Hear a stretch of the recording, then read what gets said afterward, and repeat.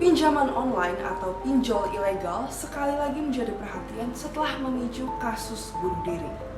Seorang pegawai bank pengkreditan di Bojonegoro kabarnya gantung diri lalu meninggalkan surat wasiat yang menyebutkan ia telah terjerat dengan pinjol.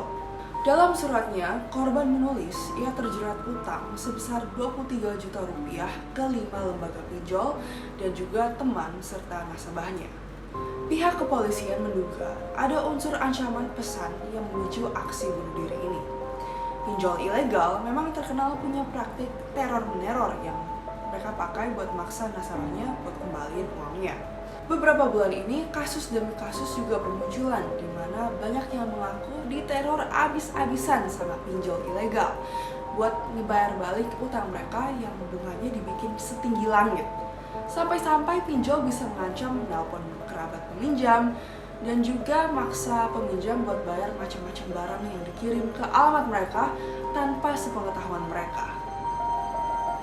Lalu gimana masyarakat bisa aman dari pinjol ilegal? Ayo kita bahas, ikutin saya. Awal tahun ini, pihak OJK udah peringatin seluruh masyarakat buat hati-hati sama pinjol ilegal. Karena korban yang terjerat bukan hanya yang berpendidikan rendah, banyak juga yang udah S1 atau bahkan S2. Aplikasi pinjaman online alias fintech peer-to-peer lending menjadi pilihan yang memang cukup menggiurkan buat banyak orang. Karena gampang dipakai dan nggak kayak kalau pinjam uang ke bank yang prosesnya berbelit-belit. Lewat aplikasi pinjaman, masyarakat cukup menginstal aplikasi di HP, lalu kasih informasi kayak KTP, data pribadi, lalu verifikasi wajah, dan dana bisa cair dalam hitungan menit. You can see why pinjol menarik banget, apalagi di saat masyarakat lagi butuh dana cepat, seperti halnya kalau ekonomi lagi resesi.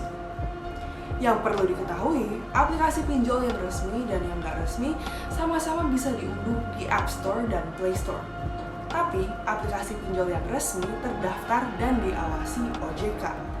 Yang suka melakukan praktik kotor adalah aplikasi yang nggak didaftar di OJK, alias ilegal dan biasanya memakai server luar negeri.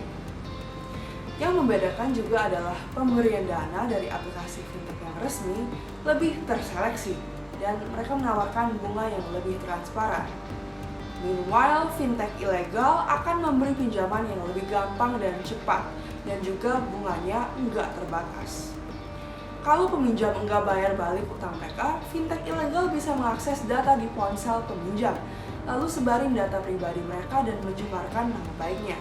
Karena itu, yang paling penting kalau kamu mau dapat pinjaman online adalah mastiin aplikasi yang kamu pakai resmi di OJK dan cari tahu kantor, kontak, dan alamat perusahaan tersebut.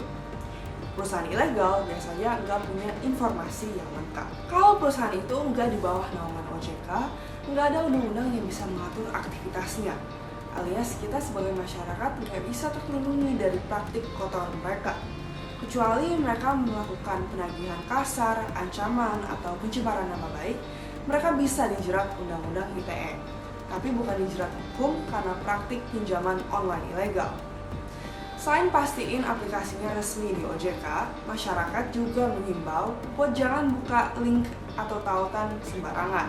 Ada beberapa laporan di mana orang yang mengakses link sembarangan ternyata link itu adalah link pinjol ilegal. Setelah itu tentunya jangan kasih data pribadi penting seperti nomor KTP, nomor rekening, atau nomor telepon ke siapapun tanpa alasan yang jelas.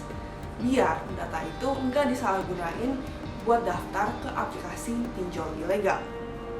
Sementara, sejak kasus bunuh diri di Bojonegoro, Ketua Majelis Permusyawaratan Rakyat Bambang Susyanto mendesak pemerintah buat memberantas pinjol yang masih leluasa beraktivitas. Menurut data darinya, dalam periode Januari sampai Juni 2021, OJK udah blokir sedikitnya 172 entitas pinjaman online ilegal. Ada juga akumulasi sejak 2018, yaitu 3.365 pinjaman online ilegal yang udah diblokir. OJK mencatat sejak 2011 sampai 2020, kerugian masyarakat akibat pinjaman online mencapai 114,9 triliun rupiah. Bambang juga bilang kalau menurut laporan Himpunan Advokat Muda, setiap hari mereka menerima ratusan laporan masyarakat yang terjerat pinjaman online ilegal. Karena itu, menurutnya polisi dan juga Kominfo harus bergerak cepat buat meminta pengelola App Store dan Play Store buat menghapus aplikasi pinjaman online ilegal. Karena banyak masyarakat yang mengira aplikasi pinjol yang ada di App Store dan Play Store semuanya resmi. Kalau kamu mau melakukan pinjaman online, cari tahu dulu pinjol mana saja yang terdaftar dan berizin di OJK dengan menghubungi kontak OJK di 157 atau layanan WhatsApp di layar video ini. Menurut kamu, gimana caranya memberantas pinjol-pinjol ilegal ini? Tulis komentarmu di bawah. Also, give this video a like dan follow akun Berita 1 kalau kamu suka konten explainer kayak gini. Minggu lalu, Quick Insight bahas drama politik di balik acara balap mobil Formula E yang rencananya diadain di Jakarta tahun depan. Ayo kita baca komentarnya.